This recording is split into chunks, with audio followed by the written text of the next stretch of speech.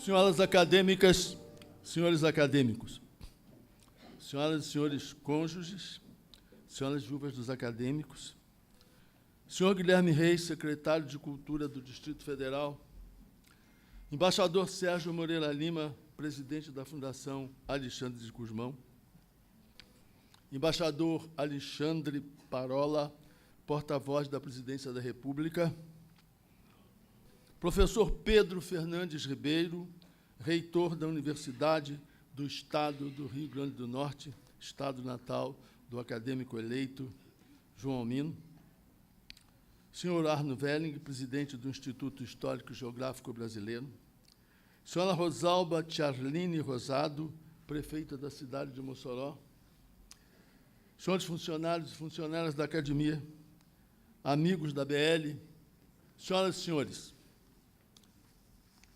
são 9h, declaro aberta a sessão solene de posse do acadêmico eleito, senhor João Omino. Tenho o prazer de convidar a acadêmica Nélida Pinhon, secretária-geral desta casa, os acadêmicos Antônio Torres e Cícero Sandrone, para conduzirem a este salão nobre o senhor João Omino de Alencar. Não tem o D, sem o D, perdão.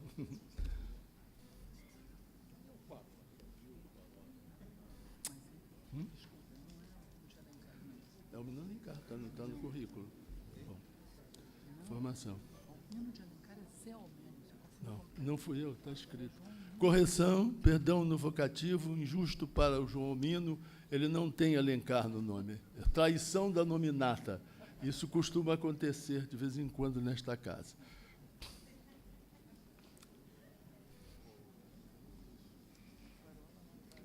Então, o vocativo, senhor João Omino.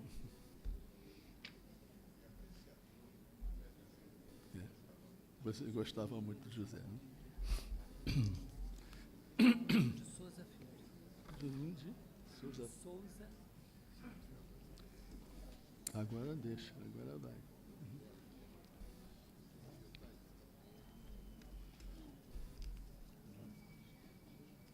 Para sermos fiéis à verdade histórica, João Omino, nome de escritor, João Omino de Souza Filho, nome completo do nosso acadêmico eleito.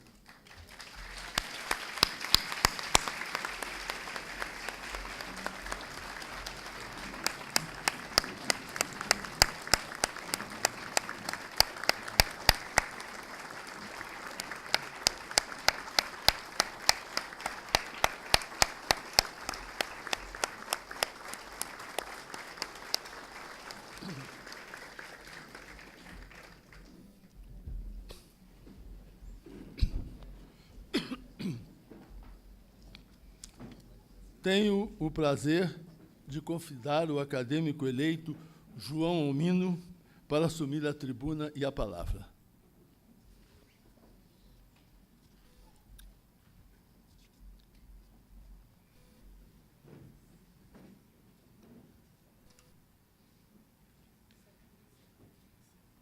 Senhoras e senhores, presidentes da Academia Brasileira de Letras, Domício Proença Filho, integrantes da mesa, acadêmicas, acadêmicos, embaixador do México, Salvador Ariola e demais membros do corpo diplomático, colegas do Itamaraty, prefeita de minha cidade, Mossoró, Rosalba Charline, secretário de Cultura do Distrito Federal, Guilherme Reis, e demais autoridades, presidente da Academia Norte Rio-Grandense de Letras, Diógenes da Cunha Lima, família do acadêmico Ivo Pitangui,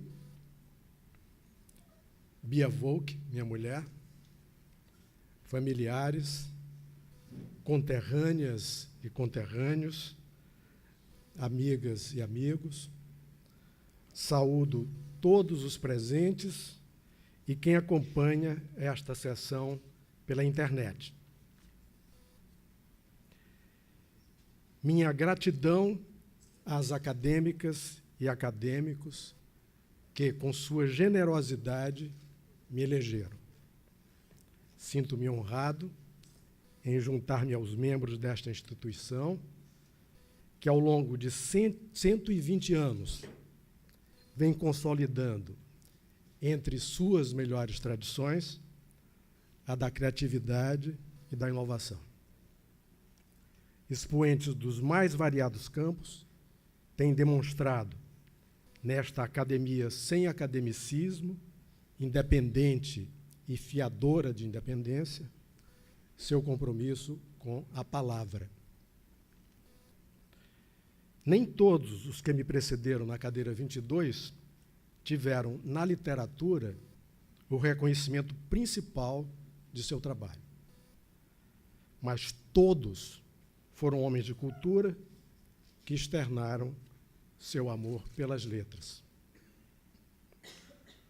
O patrono José Bonifácio Moço, renomado professor de Direito, foi expressão romântica do que havia de mais avançado em seu tempo. Em meados do século XIX, escrevia poemas de cunho social, nos quais avulta o tema da escravidão. Mas foi no parlamento, como orador, que mais se destacou na defesa das causas abolicionista e da ampliação do sufrágio eleitoral. Luiz Viana Filho, terceiro ocupante da cadeira 22, narra a impressão deixada por esse sobrinho do patriarca da independência em Medeiros de Albuquerque, o fundador da cadeira, num dia de 1886. Bonifácio, no Senado, enlevava a plateia com a defesa do abolicionismo.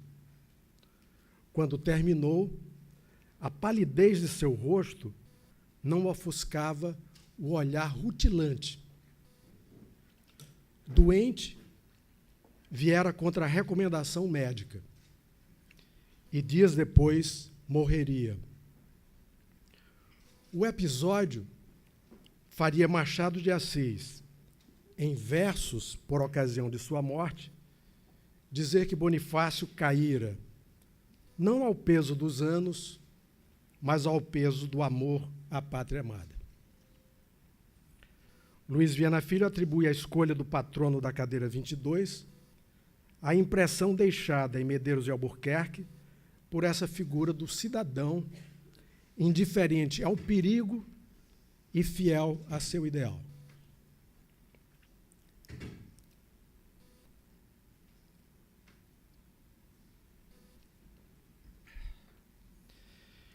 De Medeiros se pode discordar, como muitos o fizeram em seu tempo.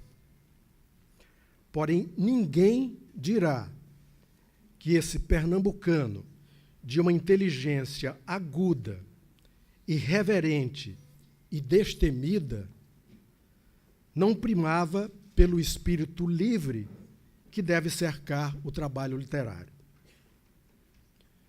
No ensaio, deixou a marca de uma escrita límpida, enérgica e, muitas vezes, irônica.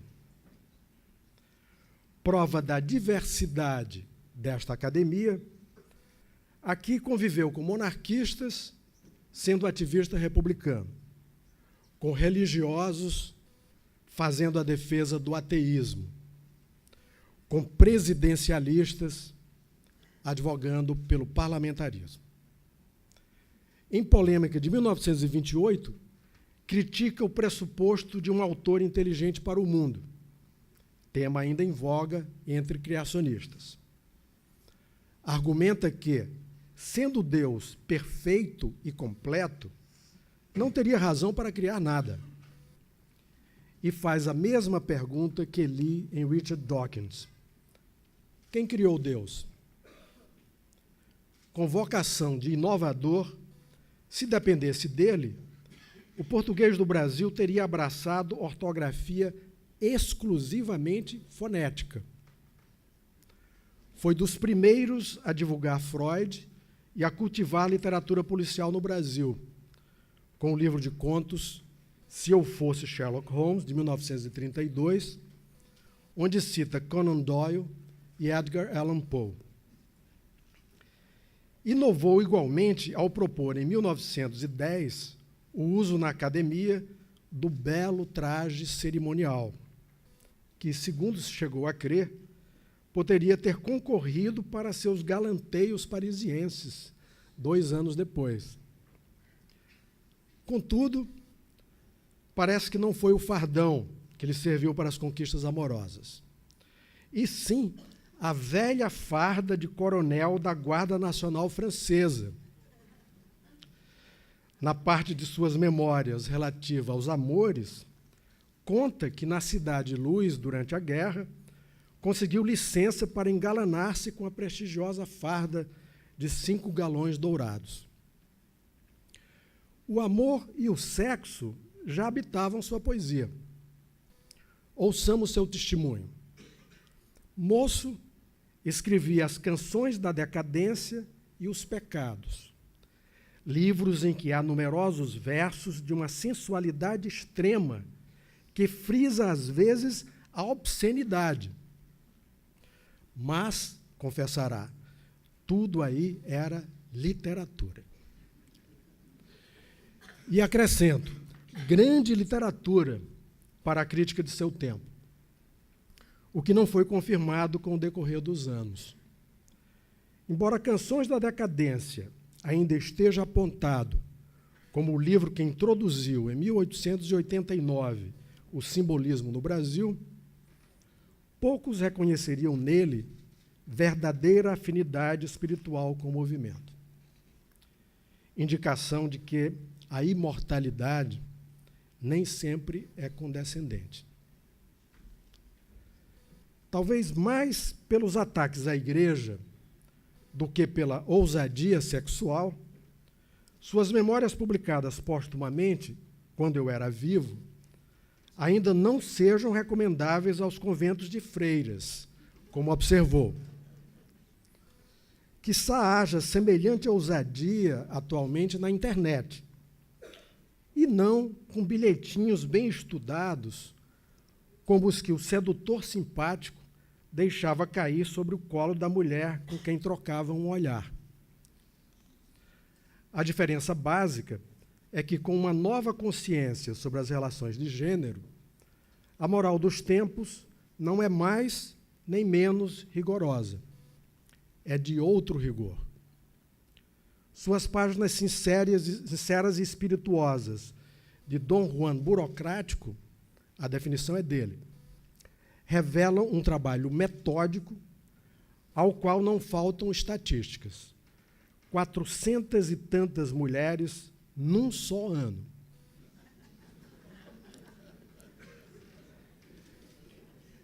Este colecionador frenético descobria gostos ou desejos de suas caças, termo dele, a partir das informações de um amigo detetive.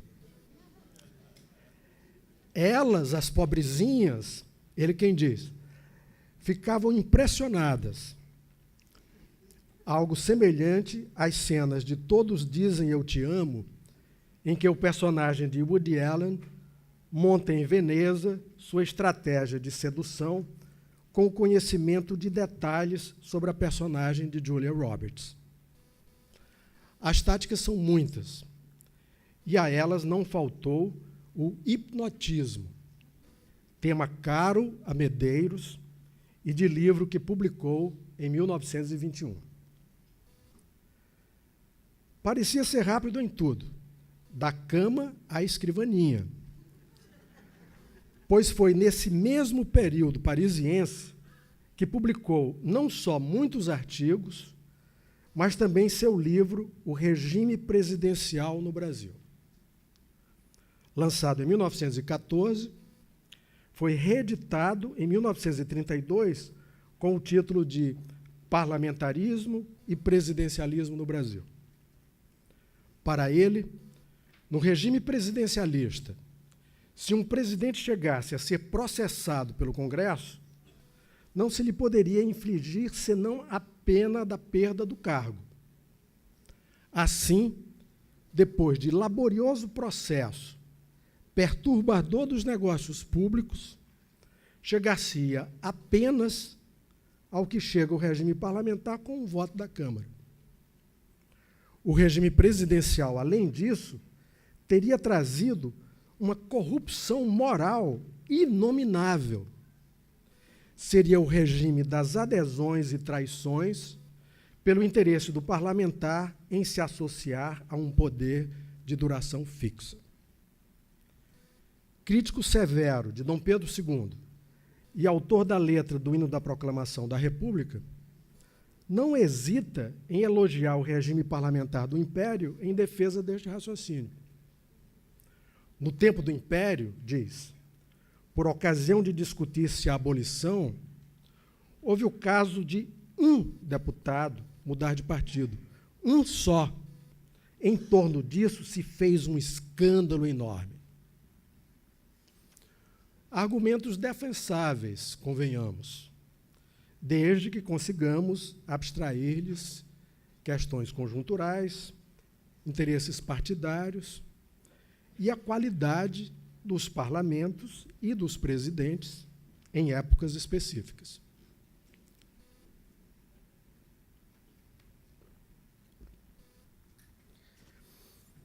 Evidentemente, o Brasil atravessa uma crise das mais graves e das mais sérias. O aspecto mais impressionante da situação é constituído pelas dificuldades econômicas e financeiras, resultado de um mal mais grave. As classes dirigentes e as classes médias não tiveram o preparo necessário para resolver os nossos problemas sociais, administrativos ou técnicos. Ao lembrarmos que os interesses ocasionais são, o mais das vezes, interesses pessoais, compreendemos facilmente como, aos poucos, se instalou o sistema essencialmente corruptor adotado hoje por toda parte. O que acabo de ler sobre a crise grave e séria não são palavras minhas nem de Medeiros de Albuquerque. São de seu sucessor na cadeira 22, o médico e cientista de projeção internacional Miguel Osório de Almeida. Pronunciadas em 1925, foram recolhidas em 1931 no livro A Vulgarização do Saber. Nele, Miguel Osório defende a utilidade de pôr o grande público a par do movimento científico, o que ele inaugurava no Brasil. Nesse livro, um dos textos ilustrativos de sua sensibilidade para a dimensão humanista no tratamento dos temas científicos é o que tem por título A Necessidade de Esquecer. É possível traçar um paralelo entre esse ensaio e o conto Funes o Memorioso de Borges. Para o autor argentino, como para Miguel Osório, a memória completa é um obstáculo ao pensamento. Os comentários de Miguel Osório poderiam, na atualidade, se aplicar à memória e à inteligência artificiais. Com a inundação de informações, são indispensáveis funções cada vez mais seletivas e o poder de discernimento. Na experiência científica, dizia ele, e em particular nas pesquisas que envolvem as memórias artificiais e as redes informatizadas de comunicação, podemos dizer hoje, o estudante se habitua a ver quais os pontos que, cito Miguel Osório, poderão ser esquecidos sem grandes prejuízos, porque ele saberá achá-los novamente quando deles necessitar. Seu arrazoado não seria contrário ao trabalho de arqueólogo próprio ao escritor que escava o que fora recalcado pelo tempo. A literatura poderá dar atenção não ao acabado, mas ao inacabado ou parcial. Não ao evidente e conhecido, mas ao silenciado, escondido ou ausente. através da busca de um sentido a um só tempo, preciso e incomum para as palavras, o escritor pode trazer à luz o que estava obscuro. O termo grego aletheia, que numa de suas acepções poderia ser entendido como verdade, é a negação de lete, esquecimento. O ensaio de Miguel Osório não é um manifesto por este esquecimento. É, sim, um libelo pelo juízo autônomo. Por isso, não surpreende que se encaminhe para uma discussão sobre literatura. O autor batia-se com boas razões contra futuristas e passadistas. Que resta, então, se pergunta? Restam, responde com acerto, os que são eles próprios, homens conscientes de si mesmos, espíritos livres, que não admitem escola e procuram, em esforço penoso, descobrir o mundo que lhes é próprio. À época de A Vulgarização do Saber, Miguel Osório de Almeida já havia publicado outro livro de ensaios, Homens e Coisas de Ciência. Pensou em lançar os novos ensaios como parte 2 deste último livro de 1925, repetindo seu título. Não o fez por se dar conta de que agora passaria a tratar não só de homens. Um dos artigos até mesmo se intitulava As Mulheres na Ciência. O ensaio sobre Sofia Kavalevsky é também sobre literatura.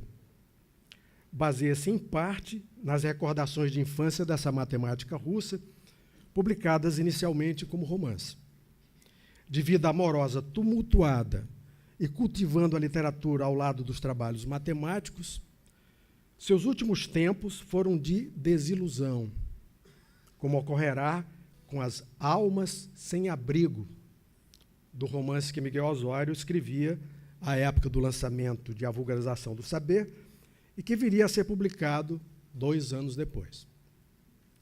Referindo-se a esse romance em seu discurso de posse na Academia, em 1935, Miguel Osório explica que, cito, enquanto no laboratório passava horas fazendo medidas rigorosas e complexas, em casa deixava correr a pena em pálidas tentativas de exprimir as angústias de algumas almas sem abrigo.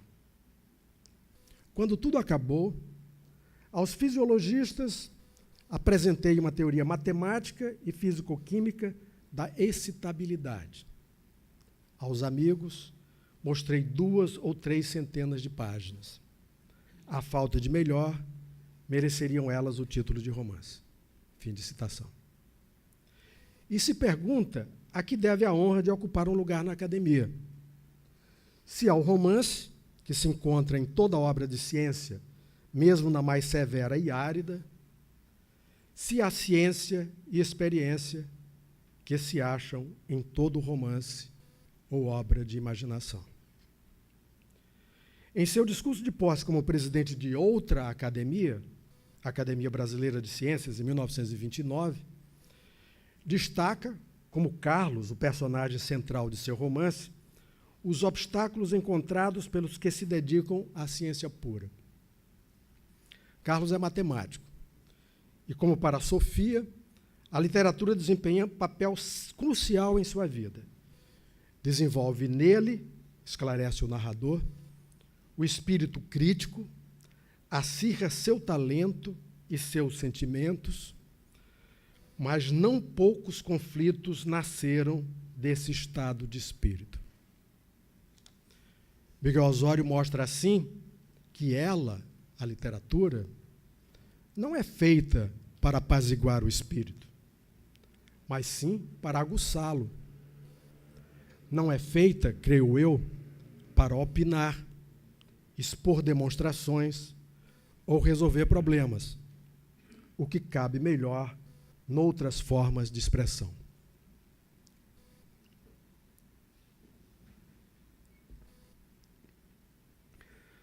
Luiz Viana Filho também se dedicou à narrativa e à construção de personagens. Como patrono da cadeira, esse político que veio a ocupar o governo da Bahia e a presidência do Senado foi sensível à questão social e, particularmente, à situação do negro, havendo publicado em 1946 O Negro na Bahia, um ensaio clássico sobre a escravidão. Mas, como contribuição intelectual, notabilizou-se como biógrafo. Foram 6 as biografias com títulos que indicavam o foco na vida dos biografados.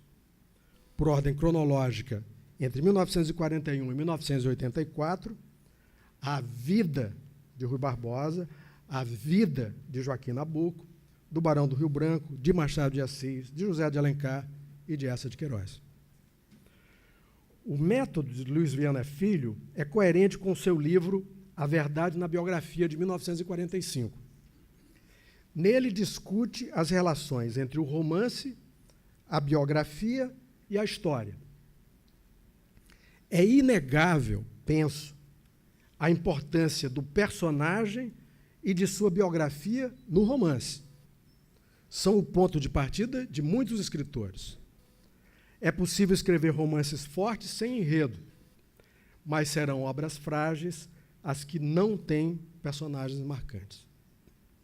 Luiz Viana Filho pondera de forma apropriada que o biógrafo, a exemplo do historiador e ao contrário do romancista, deve ter sempre os movimentos limitados pela preocupação da verdade, da exatidão e da justiça. Entretanto, a biografia estaria passando a usar elementos frequentes no romance, embora não exclusivos dele: a graça, a leveza, a elegância, a maneira de apresentar o assunto, atraindo o leitor para o desdobramento da narrativa. São observações que me convidam a acrescentar comentário sobre a relação do romance com a verdade e a história.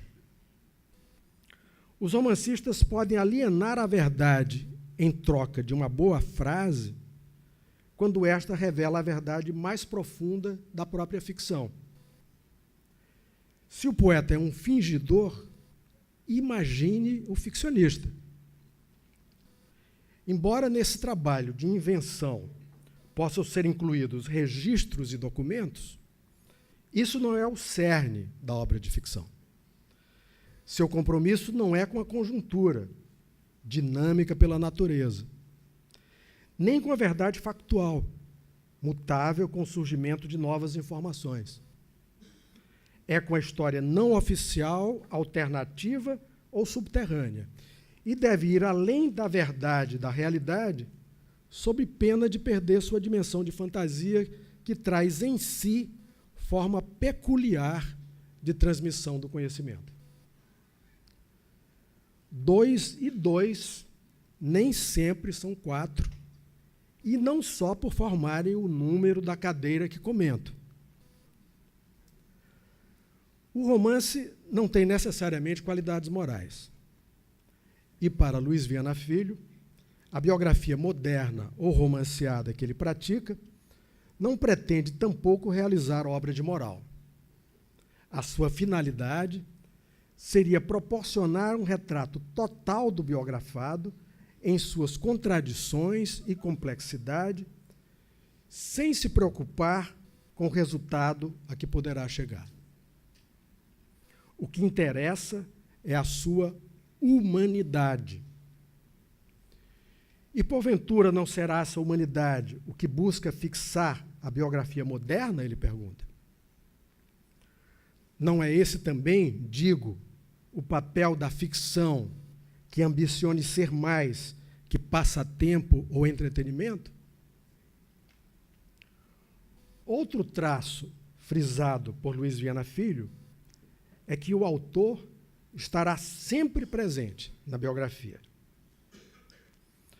Não posso negar que disso não escaparia sequer quem discursasse sobre seus antecessores numa cadeira da academia.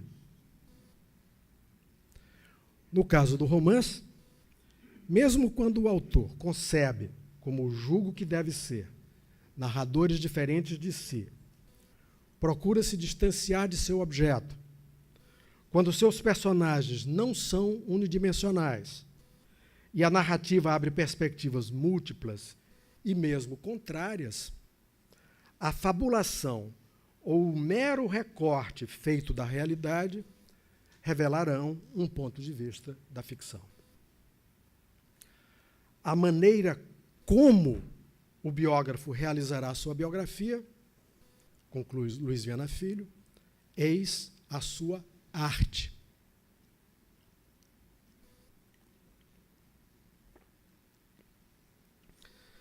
Se a questão estética é fundamental para o poeta, para o romancista, assim como foi para o biógrafo Luiz Viana Filho, não será menos para o cirurgião plástico.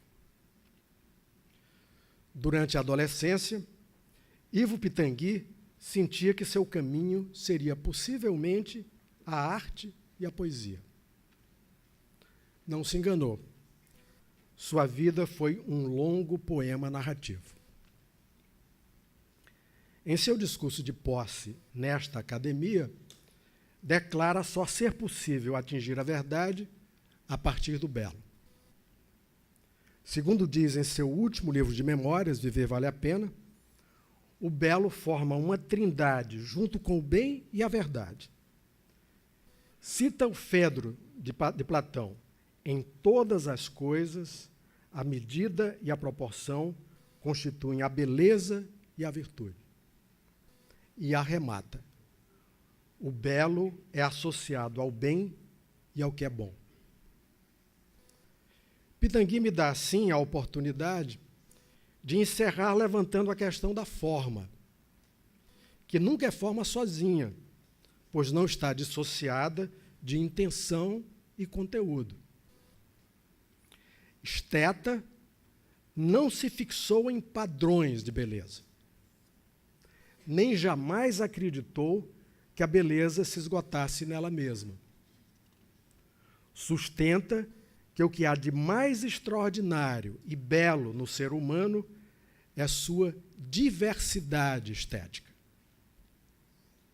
Na sua visão, aprimorar como um escultor as formas do corpo serve ao propósito de aliviar o sofrimento, a vergonha e a sensação de incômodo, qualquer que seja a classe social dos pacientes. Acima de tudo, de devolver dignidade. Estive com ele uma única vez, tempo suficiente para comprovar sua conhecida afabilidade e seu gosto pela literatura. Recitava nos originais em francês e alemão passagens de As Flores do Mal e do Fausto, entre tantos outros textos de uma longa lista de autores preferidos. Disse que sua vida é um longo poema narrativo. Corrijo, daria um filme. Talvez filme inspirado em histórias que ele mesmo contava, pois era também contador de histórias e dos bons. Num dos começos possíveis, a câmera foca no garoto de 6 anos enrolado numa jiboia.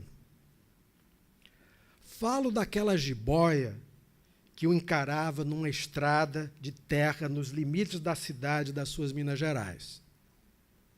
Chiou atrás dele, quando ele tentou acelerar o passo, e finalmente tocou seus sapatos. Por instinto, Pitangui esticou o braço e fez carinho na cabeça da cobra.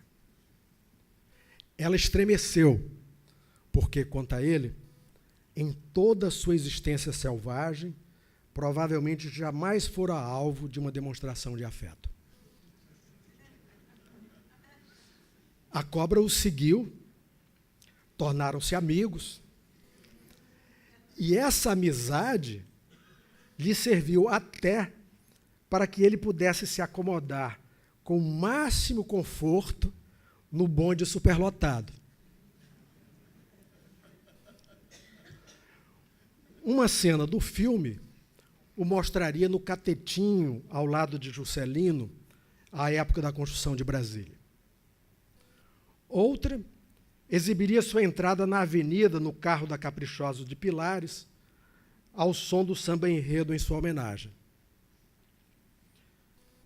No romance, porém, seria onde melhor poderíamos analisar as adversidades e o sacrifício que teve que enfrentar, bem como seu compromisso social, que cresceu com o contato com pessoas simples. O objeto por excelência do romance é a vida humana. E recordemos, o título do último livro de Pitangui é Viver Vale a Pena. Um capítulo seria o do pioneiro. Quando se formou em medicina, não havia ainda a especialidade de cirurgia plástica no Brasil. Mesmo após aprimorar-se no exterior, foi só vencendo preconceitos que conseguiu se firmar. Desde cedo, realizava incursões em favelas que lhe ensinaram, segundo confessa, sobre solidariedade. Continuou atendendo na Santa Casa, mesmo após o êxodo de sua clínica Ivo Pitangui. Quando do incêndio em Niterói, do Gran Circo norte-americano, em 1961, deu assistência aos queimados por mais de 6 meses. Exemplo de ética e compromisso. Prova acabada de uma de suas reflexões. Todo fenômeno de criatividade surge de uma dificuldade. Em vez de fazer desfilar as centenas de famosas e famosos que ele tratou, dou voz a uma delas, uma escritora aclamada mundialmente. Pitangui, eu invejo você. Eu também queria restaurar as almas através do corpo. Não é isso que você faz? Clarice Lispector sofreu um grave acidente em 1967 que quase levou sua vida. Sua mão parecia uma garra. Pitangui lhe fez sucessivas cirurgias sem nada a cobrar, segundo o relato da acadêmica Nélida Pinhon. Sem falar de que metade do rosto do acadêmico Alberto da Costa e Silva foi restaurado pelo grande cirurgião. Por último, uma faceta a não ser esquecida. Pitangui, o professor. Lemos em Viver Vale a Pena. Dentre todas as minhas atividades, a que me dá maior prazer, sem dúvida, é transmitir conhecimento. Pitangui foi, portanto, desbravador e inventor, a exemplo do acadêmico Santos Dumont, da estatura de predecessores no seu campo da medicina, como outro acadêmico, Oswaldo Cruz. Em suma, a preocupação estética perpassa a cadeira 22. Nunca com a visão estreita da busca do belo pelo belo. Sempre procurando fazer do belo instrumento da verdade.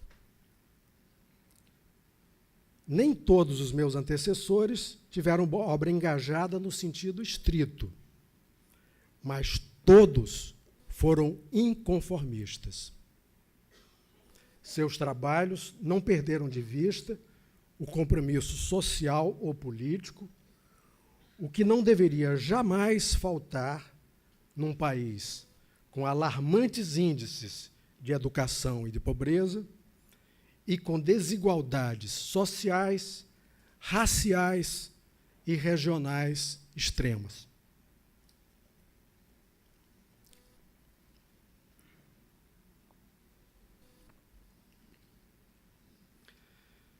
Que me permitam, antes de finalizar, prestar homenagem à minha terra e à minha família.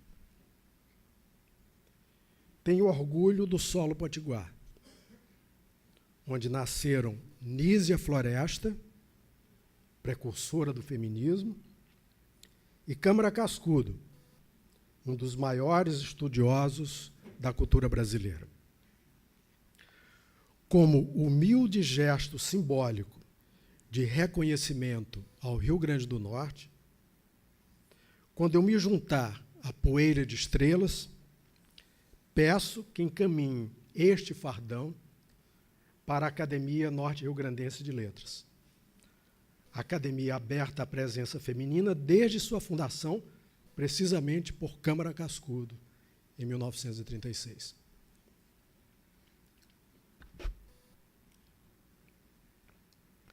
Em Mossoró, a segunda cidade a libertar os escravos no Brasil, aprendi desde criança a importância do compromisso com a justiça social.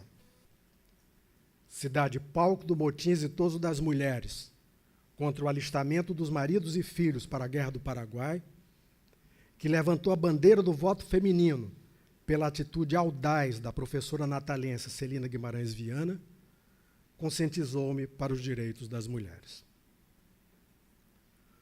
Um grão de sal do rio Mossoró aguça o sabor dessas tradições, as histórias da resistência a Lampião, que não alimentaram minha ficção, mas sacudiram minha imaginação infantil.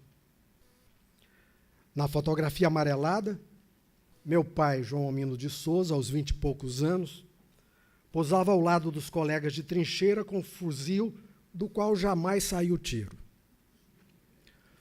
Ouvi relatos de minha saudosa mãe, Natália de Queiroz e Souza, sobre a fuga num trem de mulheres para Areia Branca. Através dela, me ligo ao sol escaldante e à secura do sertão do Ceará, a Iracema, Hereré e a Fazenda Benfica, onde nasceu e cresceu. A Fortaleza, para onde nos levou, quando aos meus 12 anos meu pai morreu, e meu irmão mais velho, Pedro Almino, assumiu para mim o papel de um segundo pai. Ali, ouvi falar de um sonho do futuro, Brasília, meu território ficcional, demarcado no cruzamento dos Brasis, pela ânsia do moderno, os processos de desmodernização e, sobretudo, pelas tragédias e esperanças do homem comum. Meu pai foi o exemplo mais sublime. Autodidata, era leitor assíduo de História do Brasil. Sob biblioteca, me apresentou os acadêmicos José Américo de Almeida, José Lins do Rego e Raquel de Queiroz, bem como um membro incontestável da cadeira 41, Graciliano Ramos. Tive a sorte de viver cercado de mulheres.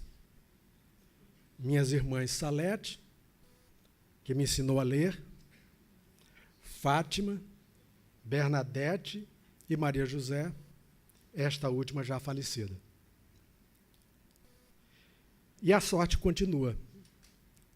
Bia Volk, companheira de 37 anos, artista plástica de enorme talento, bela que diariamente cria beleza e amante da literatura, sempre me fez ver e ler mais.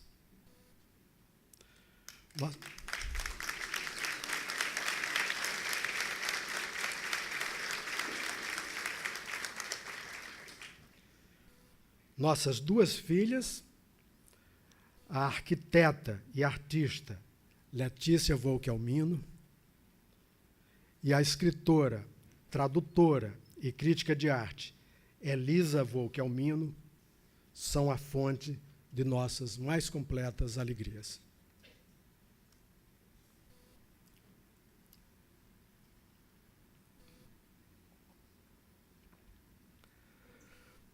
Não citarei nominalmente os muitos amigos na Academia Brasileira de Letras. Mas peço licença para fazer uma exceção, a do primeiro amigo entre os que estão nesta casa de Machado de Assis. Conheci o filósofo Sérgio Paulo Rouanet quando nós dois frequentávamos juntos outra casa, a de Rio Branco. Foi há mais de 43 anos. Ele como conselheiro da carreira diplomática e meu chefe na divisão de política comercial do Itamaraty. Não esquecerei jamais sua benevolência em acolher um jovem aprendiz que com ele dialogava nas tardes do Logaritmo Amarelo, seu sítio nos arredores de Brasília. Um privilégio, os laços de afeição e amizade com ele e com Bárbara, que se estreitaram ainda mais quando me tornei padrinho de batismo da filha do casal, Adriana, hoje também grande amiga minha e de Bia. O pensamento iluminista e luminoso de Sérgio Paulo Rouanet continuará tanto mais atual quanto mais derrotado esteja pelo progresso do irracionalismo, da intolerância e dos nacionalismos estreitos. Não posso terminar sem que mais uma mulher entre neste discurso. Agradeço ao presidente Domício Proença Filho por ter escolhido Ana Maria Machado para me receber. Desde que a conheci, em 1982, foi crescente minha admiração pela pessoa cativante e corajosa e pela grande escritora que é, ao brindar um público dentro e fora do Brasil com suas bem construídas invenções de ficcionista, assim como com um fino trabalho ensaístico sobre literatura, leitura e outros temas culturais. Sensível aos novos tempos e magnânima com as gerações mais jovens, Ana Maria Machado, uma das duas mulheres que presidiram esta casa, leva para a literatura sua solidez e coerência. Tudo isso é, ao mesmo tempo, sonho e realidade demais para um modesto ficcionista. Muito obrigado.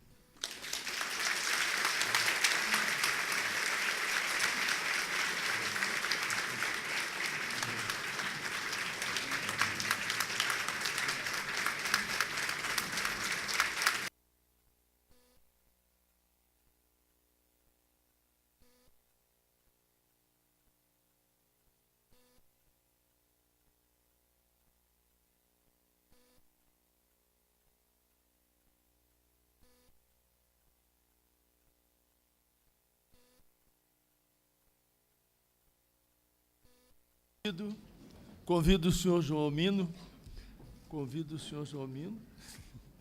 para assinar o livro de posse e permanecer de pé, por favor.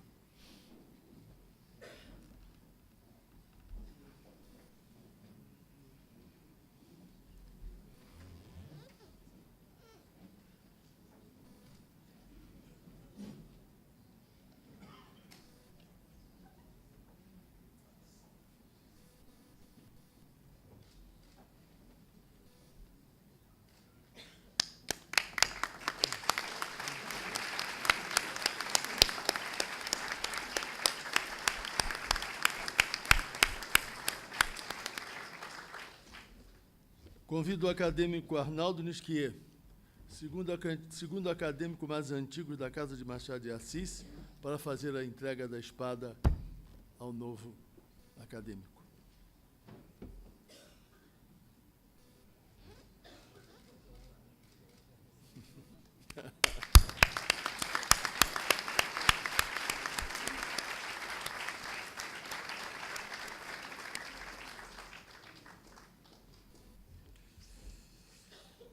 Convido agora o acadêmico Alberto da Costa e Silva para a posição do colar. Carmen, por favor. Lúcia.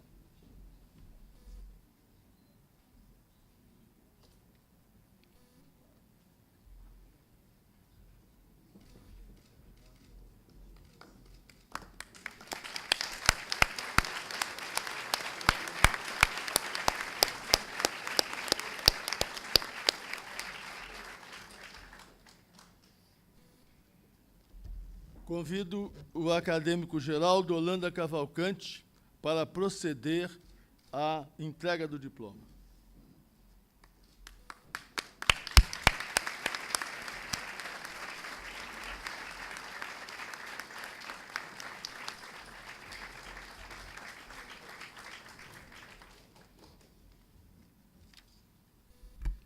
Senhoras e senhores, declaro empossado na cadeira número 22 o acadêmico João Almino.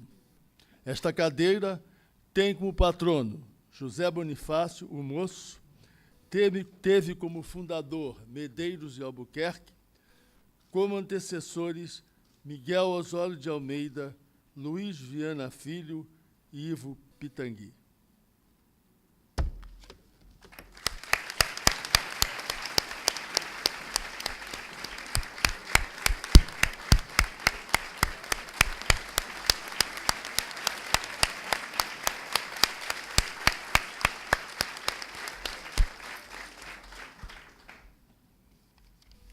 Com a palavra, a acadêmica Ana Maria Machado, que pronunciará o discurso de recepção ao novel acadêmico empossado.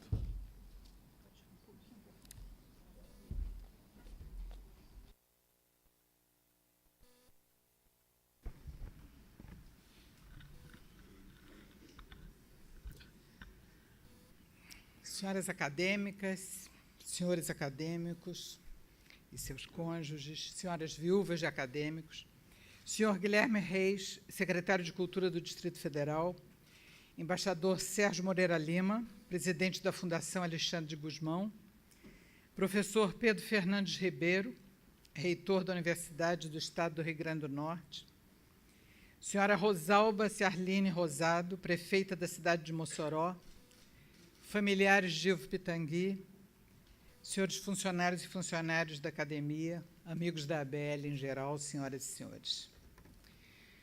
A Academia Brasileira de Letras festivamente abre as portas hoje, aqui deste Petit Trianon, para receber em seus quadros o romancista João Almino. Também ensaísta e diplomata, poderíamos acrescentar. Mas é, sobretudo, a um romancista que a Casa de Machado de Assis festeja hoje, acolhendo, neste caso específico, uma escrita de ficção que começou a ser publicada na década de 1980. E, talvez por isso mesmo, as musas que ainda possam, metaforicamente, sobreviver neste século XXI, tenham sussurrado meu nome aos ouvidos de quem me designou para fazer essa saudação.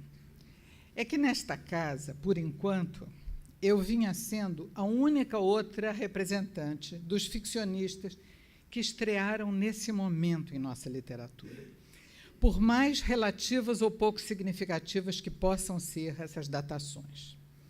No entanto, essa coincidência que nos liga, caro João Almino, talvez nos faça compartilhar um entendimento por dentro, sentido no âmago, do que significava se lançar às feras e aos leitores naquele momento. Insistir no poder da linguagem ficcional. Reiterar a fé na capacidade e na força da ficção para mergulhar na natureza humana, na complexidade social, no entendimento histórico em seu direito e avesso. Algo que poderia parecer ultrapassado e extemporâneo, na ocasião em que, mais do que nunca, se insistia em dar a morte do romance como inquestionável, associada ao inescapável fim da história com H maiúsculo, como Francis Fukuyama logo enterraria na virada da década. Dessa forma, a partir desse detalhe biográfico compartilhado, proponho-me iniciar esta acolhida acadêmica com um convite aos presentes, para que nos acompanhem em um momento de rememoração e reflexão, a partir de uma tentativa de mergulho nas águas da história recente do nosso país, balizada por algumas datas que ajudam a situar a trajetória do acadêmico que agora recebemos. Desde o início dos anos 1970, com o movimento feminino pela anistia e a ação de Terezinha Zerbini a se somarem a tímidas, mas corajosas ações individuais, a resistência ao governo militar vinha, de certa forma, saindo dos subterrâneos e começando a ser visível em manifestos, artigos, eventuais reuniões e documentos que, aos poucos, saíam dos recintos fechados de esmagadas redações, salas de aula e assembleias, para ocupar espaços públicos em temerosas, mas igualmente atrevidas manifestações coletivas, pelo fim da censura e pela anistia ampla, geral e restrita. Já às vésperas da década de 80, em 1978, com a criação do Comitê Brasileiro da Anistia, essa campanha ganhou as ruas num crescendo de mobilização popular, e a lei, nesse sentido, foi finalmente aprovada em agosto de 79. Anistiados, após anos de desterro e saudade, os exilados começaram a voltar ao país. E logo estavam escrevendo seus testemunhos, numa sucessão de vigorosas narrativas, constituídas por depoimentos disputados por leitores curiosos, ávidos de saber mais sobre uma realidade cujo conhecimento lhes fora negado por tantos anos de censura a esconder segredos. A esse novo cardápio editorial se somaram reportagens de fôlego e relatos de história recente, ao longo de uma nova década em que as conquistas democráticas continuavam na ordem do dia, quer ameaçadas por fatos como o atentado à bomba no Rio Centro, de 1981, quer alimentadas por novas ondas de mobilização popular, como a que varreu o país pelas eleições diretas para presidente entre 83 e 84, a campanha das diretas já, derrotada no Congresso, mas logo substituída por nova campanha para que fosse eleito, mesmo que indiretamente, um candidato civil à presidência. No caso, Tancredo Neves, consagrado pela votação do Colégio Eleitoral em 85, mas que não chegou a tomar posse, por ter adoecido e sido hospitalizado na madrugada do dia tão aguardado para uma cirurgia de emergência, de cujas consequências viria finalmente a falecer pouco tempo depois. Nenhum ficcionista ousaria encaixar num enredo inventado uma peripécia tão inverossímil e dramática. Logo a seguir, embarcamos em nova mobilização nesses anos 80, dessa vez pela Assembleia Constituinte, o assunto que ocupou o imaginário da nação até ser finalmente promulgada a nova Constituição em 1988. Como se vê, foram tempos em que uma campanha cívica emendava com a seguinte: nesses sucessivos processos que prolongavam uns aos outros, pela primeira vez o país viu, pela televisão, os grandes espaços de Brasília tomados por multidões que somavam suas vozes a entoar o hino nacional ou se abrigavam sob gigantescas bandeiras. E essa capital, reinaugurada dessa forma, iria encontrar seu intérprete nas teclas e na tela do processador de textos deste João Almino que hoje recebemos, da mesma forma que já marcava seu ritmo nas baterias e guitarras das jovens bandas de rock que lá se formavam e empolgavam a nova geração. O Brasil era, então, uma nação que se reinventava e se passava limpo no processo de redemocratização. Não parecia, porém, ter qualquer interesse em se ver refletida em páginas de ficção literária, sobretudo em palavras de novos romancistas. Os tradicionais suplementos de letras dos jornais se autorrenegavam e adotavam linhas que se supunham mais condizentes com os novos tempos. Passavam a se apresentar como espaços que faziam questão de se redefinir, como reservados para discutir ideias e não literatura, como se esta não englobasse aquelas. Os destaques passaram a ser historiadores, jornalistas, cientistas políticos, sociólogos, pensadores, economistas.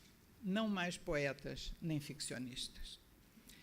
É que nos sonhos dos anos 80, com as gradativas conquistas da redemocratização, mais empolgante que viver as emoções da ficção era encontrá-las no dia a dia, quando as aventuras relembradas, reveladas, idealizadas ou mais ou menos transfiguradas se apresentavam como a única concretude inquestionável e possível no momento em que os relatos da realidade se impunham ao imaginário.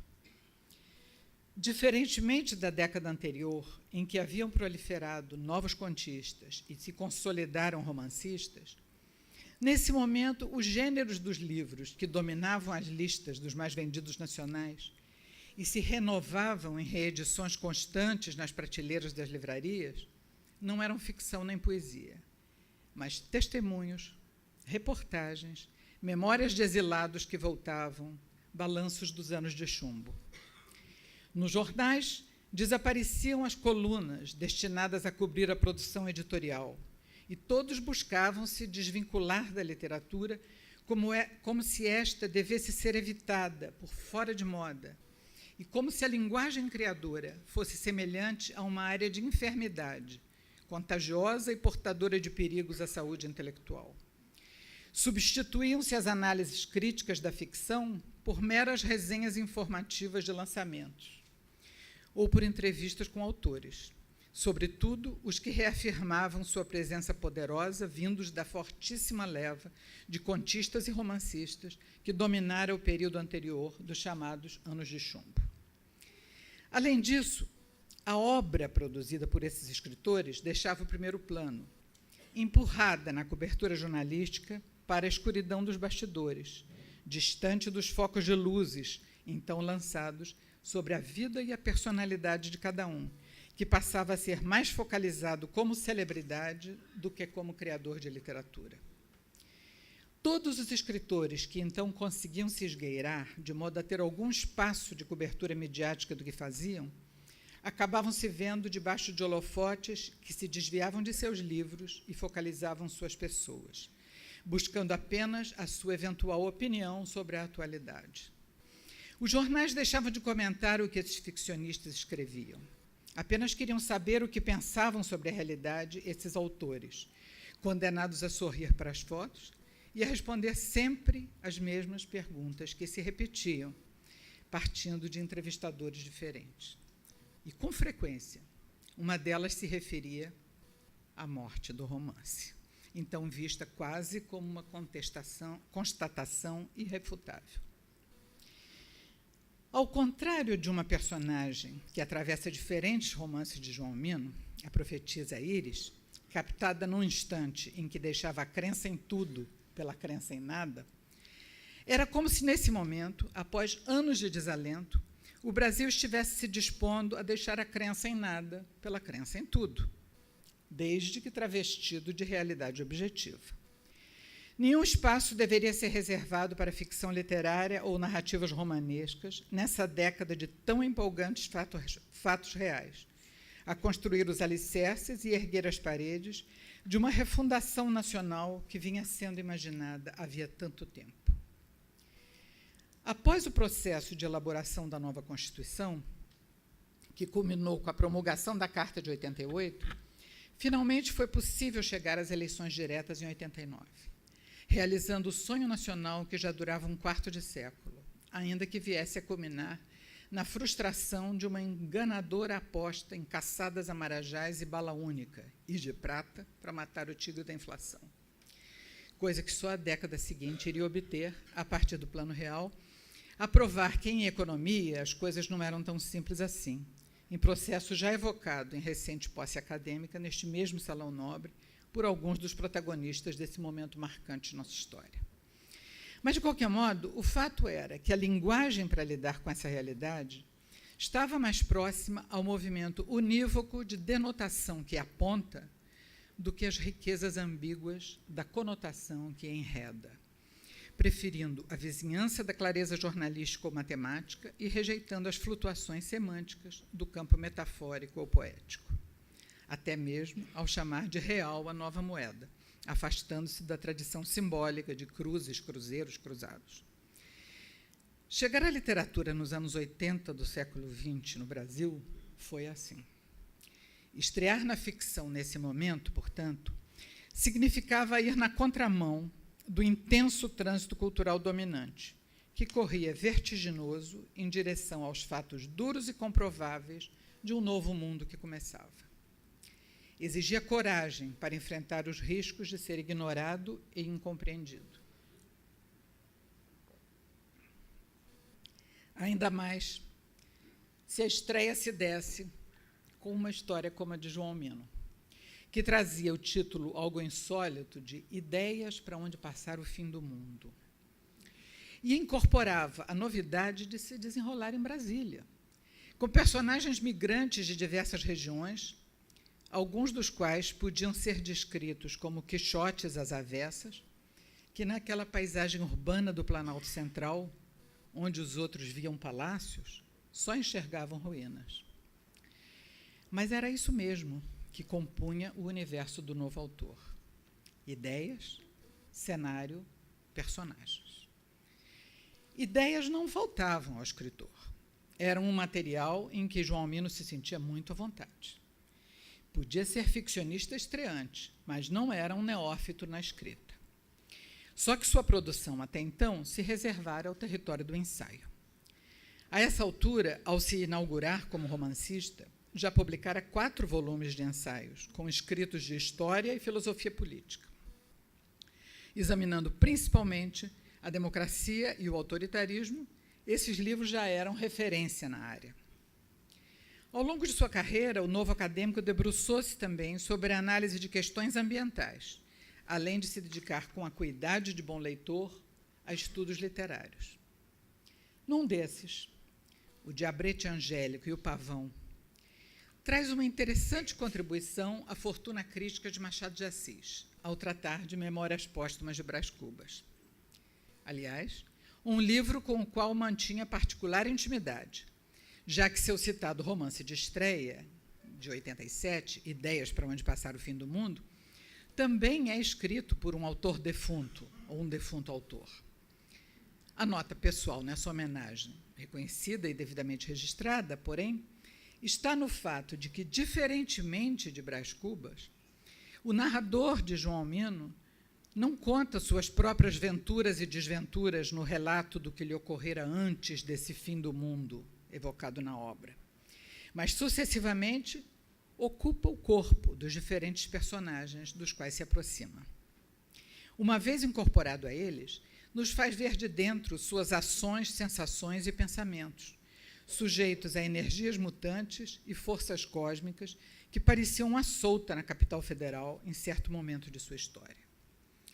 Tudo isso sob a forma de um pretenso roteiro cinematográfico, que, por sua vez, gira em torno de rememorações desencadeadas pela foto de um grupo de amigos reunidos num futuro pouco especificado, na festa da posse do primeiro presidente negro no Brasil. Não se pense, porém, que essas circunstâncias políticas fictícias façam da obra de Almino uma narrativa utópica ou distópica.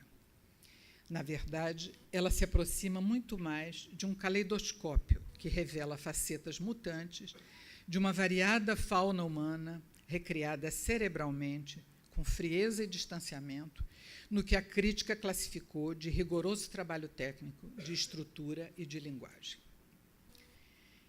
No segundo livro, ainda que continuasse em Brasília, esse caleidoscópio girou mais.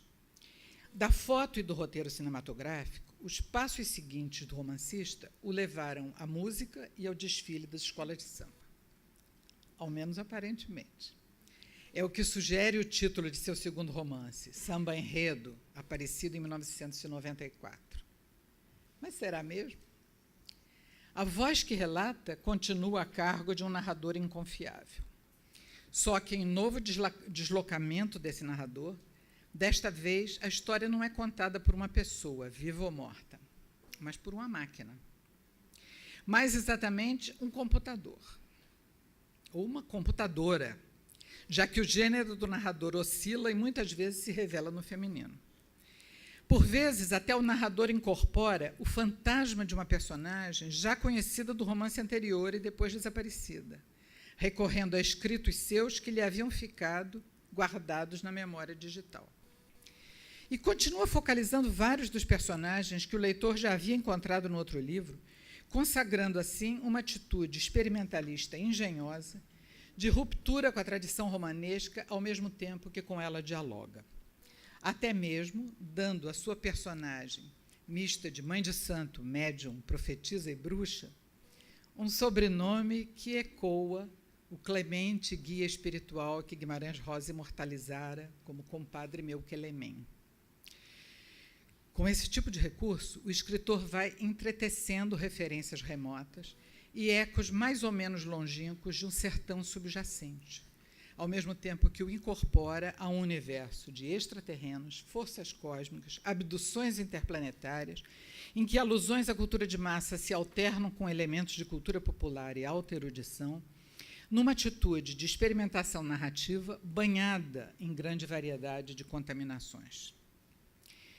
No livro seguinte, As 5 Estações do Amor, publicado em 2001 e ganhador do Prêmio Caça das Américas, João Almino novamente traz de volta alguns dos personagens dos romances anteriores, ao mesmo tempo que introduz novos, disseminados em novas circunstâncias sociais e multiplicados em outros comportamentos.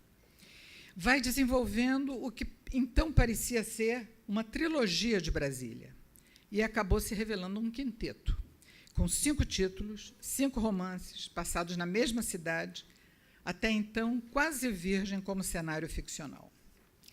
Essa característica acabará fazendo com que o autor fique definitivamente associado a ela, como uma espécie de porta-voz voluntário e autonomiado, sem ilusões ou panegíricos, capaz de deixar falar o humor corrosivo e esfiapado ou o eventual lirismo que se escondem por trás dos jogos do poder nessa cidade do zero, que ele também fotografou para outro livro.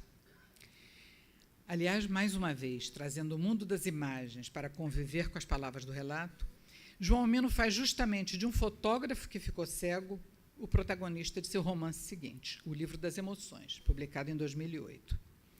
E na narrativa que se segue, Cidade Livre, de 2010, ganhador do Prêmio Zafari Bourbon de Literatura em 2011, se apoia em um recurso característico do cinema. Um flashback promove o retorno aos tempos heróicos da construção da nova capital do país e de sua inauguração, trazendo personagens históricos a se misturar com os ecos das cartas ditadas pelos candangos aos escribas que transferiam suas impressões para mandar para as famílias, transcreviam suas impressões para mandar para as famílias distantes.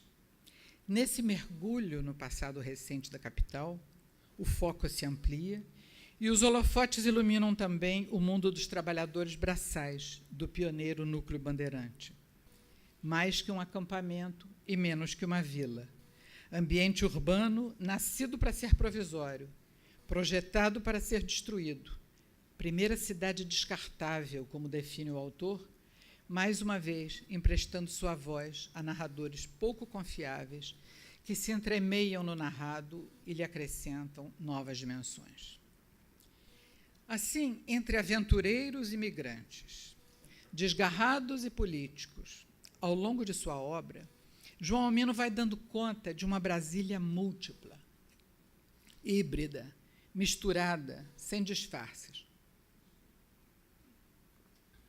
Uma cidade sempre transformada, indo de uma promessa de socialismo e liberdade a uma urbe de desenraizados, asfixiada pelas cidades satélites, envenenada pela ditadura militar, sufocada por apelos místicos exacerbados no ano 2000, decadente na sua modernidade congelada.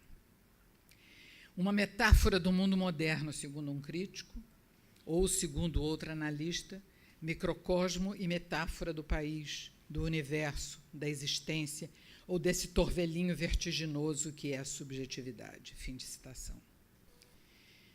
Talvez o romancista João Almino tenha conseguido dar conta de tudo isso, porque ao falar de Brasília não se fechou em Brasília. mas trouxe a esse cenário real, transfigurado em ficcional, toda a sua bagagem de tantas vivências e viagens. Por ocasião de sua eleição para esta academia, nos chegaram ecos de festejos em diferentes pontos do Brasil. Por um lado, o Paraná o celebrou por seus laços de coração, construídos pelo casamento com a artista plástica curitibana Bia Volk, que João Almino conheceu em Paris enquanto fazia seus estudos de pós-graduação. Esse curso incluiu uma tese de doutorado, dirigida por Claude Lefort, depois publicada com o título de Os Democratas Autoritários, livro que teve papel significativo no debate brasileiro sobre uma Assembleia Constituinte no momento da redemocratização. Com Bia a seu lado, e mais a chegada de Elisa e Letícia, foi entretecendo novos cenários à sua geografia pessoal. Além de Brasília, então, o Paraná festejou sua eleição para esta casa, como acabo de lembrar. Mas os festejos não ficaram por aí. Lá do Nordeste, veio o canto potiguar da alegria e do orgulho de sua Mossoró natal, distante no tempo, mas tão próxima na memória, capaz de fazê-lo entender de dentro os tantos nordestinos, transfigurados em candangos, estabelecidos em Brasília, vindos do Rio Grande do Norte ou da Paraíba, de Pernambuco, Ceará, Sergipe, Piauí, Alagoas, Maranhão, atraídos pelo sonho que Juscelino Kubitschek lhes inflamava, dispostos a trabalhar de sol a sol para criar do nada uma cidade e fazer o país se desenvolver 50 anos em 5. João Almino os conhecia bem. Caçula dos 6 irmãos que vingaram, entre os 7 nascidos na casa da rua Dionísio Filgueira, o futuro escritor aprendeu a ler com a irmã mais velha, Salete, antes de ir para a escola de Dona Clotilde, de turma única, como tantas deste Brasil adentro. Tinha um grande exemplo de leitor.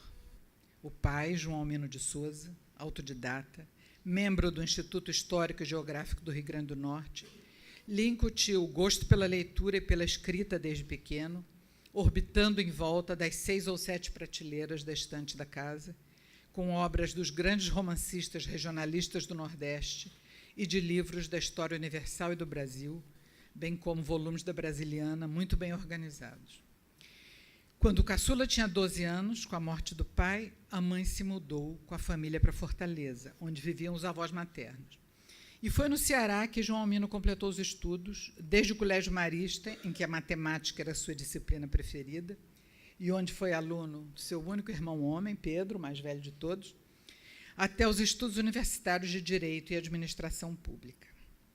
A essas marcas fundadoras vieram se somar elementos das muitas viagens e dos postos que João Almino ocupou na diplomacia brasileira, desde sua formatura como brilhante aluno no Instituto Rio Branco, e que o levaram a viver em Paris, Beirute, México, Washington, São Francisco, Lisboa, Londres, Miami e Chicago. E o fizeram desenvolver esse olhar capaz de escrever sobre aquilo que, em fecunda qualificação, ele mesmo chama de universalismo descentrado. Exemplo disso é seu mais recente romance, Enigmas da Primavera, de 2015. Desta vez, o autor se reinventa, percorre temas da agenda política contemporânea que vão do Brasil ao mundo árabe, passando pela Espanha. Aproveita a liberdade que a ficção permite e aborda a inquietação e a participação dos jovens de hoje no mundo contemporâneo, em seus movimentos políticos e comportamentais, no Brasil e no exterior, embebidos de Oriente e de Ocidente, ligados uns aos outros por meio das redes sociais e se sentindo chamados a participar coletivamente. É um livro perturbador, refletindo sobre o impulso de agir e a falta de alternativas concretas que se ofereçam para essa ação. Nesse vasto painel, debruça-se sobre o roubo das utopias, sobre a intolerância, a urgência, a improvável e renitente esperança. No esforço de suprir, por meio da criação literária, os vazios que a reflexão teórica em nossos dias não tem sido capaz de preencher, tantas vezes vítimas de olhares que distorcem o real ao sucumbir ao peso ideológico de premissas imediatistas, ou que, asfixiados numa massa acachapante de fatos, impossíveis de serem hierarquizados no calor do presente, são levados de roldão, o romancista se volta para a força latente na narrativa imaginada. Reafirma sua fé na literatura e mergulha nas verdades ficcionais que não temem parecer mentiras ao examinar a cena contemporânea. Dessa forma, João Omino assume de modo corajoso o papel essencial reservado à ficção em todos os tempos, inclusive neste nosso tempo, que por vezes andara achando que o romance morreu. E no Brasil de hoje, a todo instante, é obrigado a constatar que se enganou, tal a força e diversidade das vozes ficcionais que nos expressam, e nem o silêncio, nem o marketing comercial conseguem abafar e calar. Fato que pode ser constatado por qualquer leitor sem preconceitos que tenha a curiosidade de explorar catálogos de editoras ou estantes de boas livrarias e aceitar os convites que nos fazem tantos e tão variados títulos. Como sempre, como antes, essa boa ficção dialoga com a história. Em suas páginas, o Universal conversa com o pessoal. Dessa forma, permite que o leitor viva outras vidas e experiências, sem deixar de viver a sua, e sem abandonar toda a sua bagagem individual de lembranças, anseios, medos e concepções intelectuais. Mas sempre a enriquece e lhe acrescenta indispensáveis elementos de alteridade, que jamais seriam entendidos e vivenciados com a mesma força por meio de qualquer outro mecanismo. Nesse processo, o romance não vive fora do tempo e do espaço. Pelo contrário, reflete as tensões da contemporaneidade. Ao fazê-lo com a devida força na exploração da linguagem, atesta a vitalidade desse gênero que a Academia Brasileira de Letras tem a alegria de saudar esta noite ao receber João Omino. Por isso, este discurso de recepção ao romancista é, ao mesmo tempo, uma celebração da arte do romance e da força comunicativa desse tipo de criação literária. Como assinala o peruano Mário Vargas Llosa, ganhador do Prêmio Nobel de Literatura em 2010, a ficção nasce da necessidade de aplacar um apetite humano por mudar e por preencher as insuficiências da vida. Essa observação ecoa aquilo que costumava dizer nosso saudoso e querido confrade Ferreira Goulart, com outras palavras: a arte existe porque a vida não basta. Nós, romancistas, assim como os leitores, ao concordar com eles, confirmamos que no embrião de todo e qualquer bom romance lateja uma inconformidade, um desejo insatisfeito. E mais, a teimosa crença em algo improvável, mas renitente, que a tentação do impossível talvez possa se converter numa possibilidade, que precisa ser imaginada para ser acolhida e acalentada em nossos braços comuns.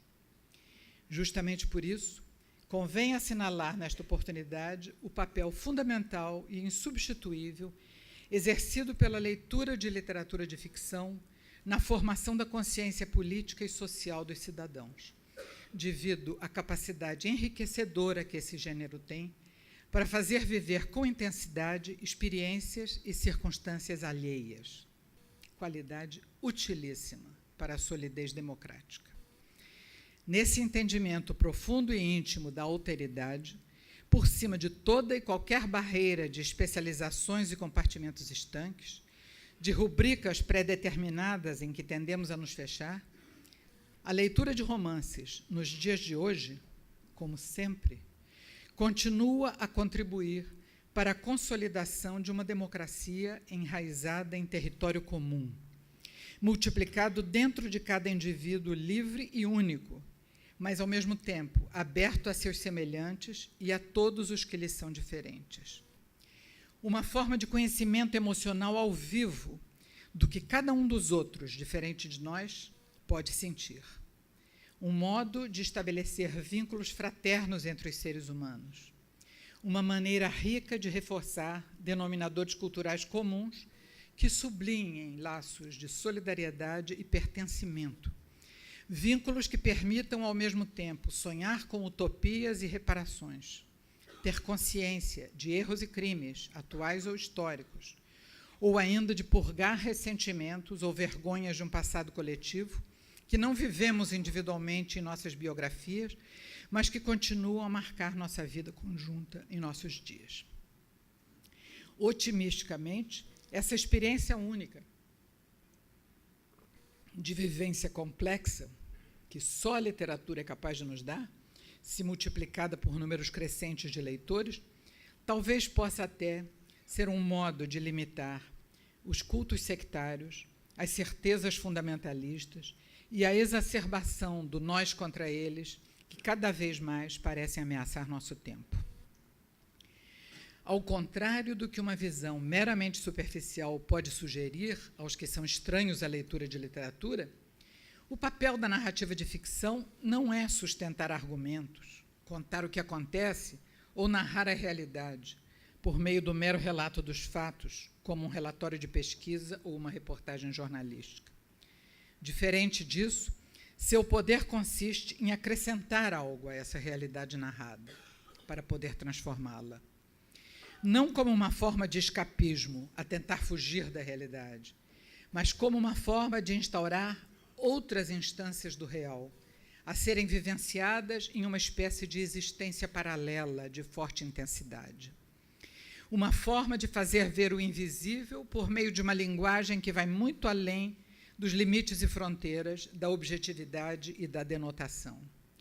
Não é algo que se construa com fatos, mas com palavras, com a força da linguagem em sua função poética, capaz de dar ao narrado uma pulsante vida artificial, por meio de um sistema temporal alternativo, inventado, e oferecê-la ao leitor como uma transgressão possível, poderosa e subversiva, enraizada no humano e por ele alimentada.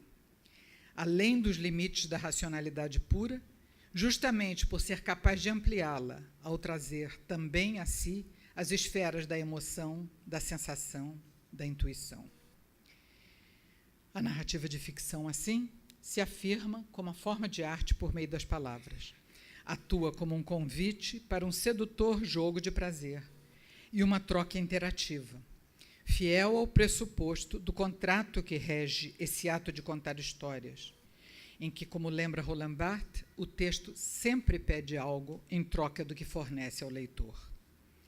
Pede, entre outras coisas, que ele tenha um papel ativo e inteligente, imaginando e completando o escrito que lê, decifrando e descobrindo sentidos e relações, e assim se abra para um espaço de prazer ao apostar numa possibilidade de gozo que não se tem certeza de que vai ocorrer, mas se deseja, e que alimenta a leitura da ficção.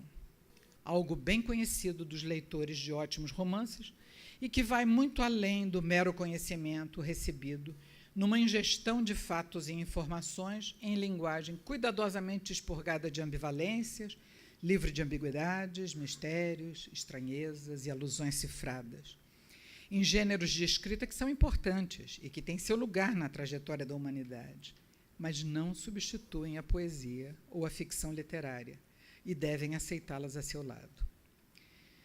Desse ponto de vista, portanto, a acolhida a um ficcionista nesta casa de Machado de Assis e de Guimarães Rosa, de Jorge Amado e Raquel de Queiroz, de Zé Lins do Rego e Marques Rebelo, de Josué Monteiro e Ariano Suassuna, de João Ubaldo e de Moacir Scliar, para só falar em alguns dos nossos narradores, que já não estão entre nós nestas cadeiras, e de tantos outros grandes romancistas, é também o momento adequado para recordar a todos, tanto aos confrades quanto à comunidade brasileira de falantes desta língua tão querida, a qualidade e a intensidade com as quais o romance pulsa e se reinventa em nossa cultura.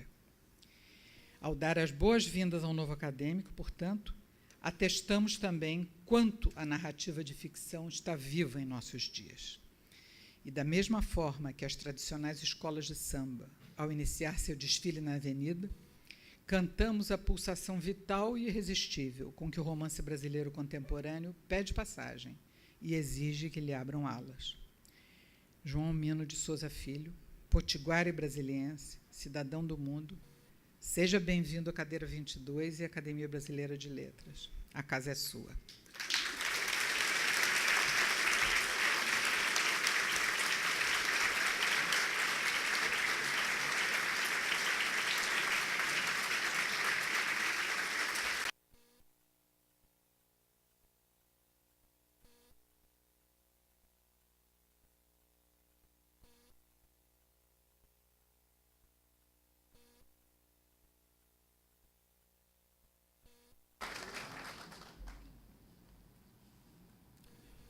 Senhoras e senhores, em nome da Academia Brasileira de Letras, casa que cultua a língua e a literatura nacional, a reflexão e a memória, agradeço a presença de todos e aos internautas que acompanharam esta sessão solene. E solicito aos presentes a gentileza de permanecerem em seus lugares, não precisam apertar os cintos, pois o rito continua. Convido a acadêmica rosista Darcy de Oliveira, os acadêmicos Marcos Vilaça e Zueni Ventura, para acompanharem o acadêmico João Almino ao Salão dos Fundadores, onde receberá os cumprimentos.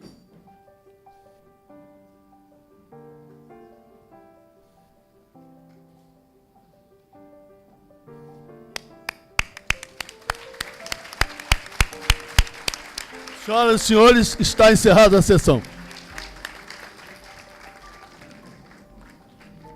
Ana, que chama, Ana. Redenção esta sessão. Foi linda, linda. Ah, não estava precisando, estava o nível não estava ficando ruim. Ah, vale a pena, né?